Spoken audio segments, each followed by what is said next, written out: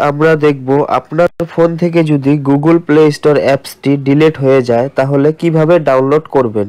এখানে দেখুন আমার ফোনে কিন্তু কোথাও আপনি গুগল প্লে স্টোর অ্যাপসটা আপনি দেখতে পারবেন না। এটা আমার ফোনে এখন নেই। আপনার ফোনেও যদি এরকম হয় যে আপনার গুগল প্লে স্টোর আপনার ফোনে খুঁজে পাচ্ছেন না, তাহলে কিভাবে আনবেন।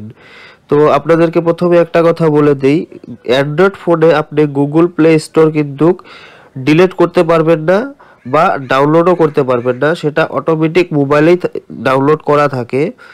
তো আপনার ফোন থেকে ইনেবল বা ডিসেবল হয়ে যায়। তো আমার ফোনও দেখতে পাচ্ছেন এখানে কোথাও দেখতে পারবেন না। তো এটা কিভাবে আনবেন, আনার জন্য সবার প্রথমে আপনার ফোনে আপনি সেটিং ওপেন করে নেবেন। আপনার যে ফোনেই হোক না কেন সেটিং অপশনটা ওপেন করে নেবেন। সেটিং অপশন ওপেন করার পরে এখানে আপনি কোথায় উপরে নিচে একটা অপশন দেখতে পারবেন অ্যাপস, বা অনেক মোবাইলে অ্যাপস ম্যানেজমেন্ট লেখা থাকে। তো এটার উপরে একবার এখানে ক্লিক করবেন। এখানে আপনার মোবাইলে যেগুলো অ্যাপস আছে সব অ্যাপসের লিস্ট এখানে আপনি দেখতে পারবেন। তো এখানে আপনাকে খুঁজে নিতে হবে গুগল প্লে স্টোর। এখানে দেখুন এই যে দেখতে পাচ্ছেন গুগল প্লে স্টোর, এটার উপরে যখন একবার এখানে এই সাইডেও দেখতে পাচ্ছেন ডিসেবল হয়ে গেছে এটা। তো এটাকে এখন ইনেবল করে দিলেই আমরা এখন প্লে স্টোর ইউজ করতে পারবো।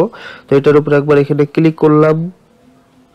ক্লিক করার পরে এই যে কোণাতে দেখুন এটা ইনেবল হয়ে আছে। তো এটার উপরে যদি এখন আমরা আবার ক্লিক করি, এটা কিন্তু ডিসেবল হয়ে গেল। তো আমরা এখন এখান থেকে একবার ব্যাক হয়ে গেলাম, আবার ব্যাক হয়ে গেলাম, আর একবার ব্যাক হয়ে গেলাম। এখন আমরা হোম পেজে দেখতে পারবো এই যে দেখুন প্লে স্টোরটা কিন্তু এখানে চলে এসেছে।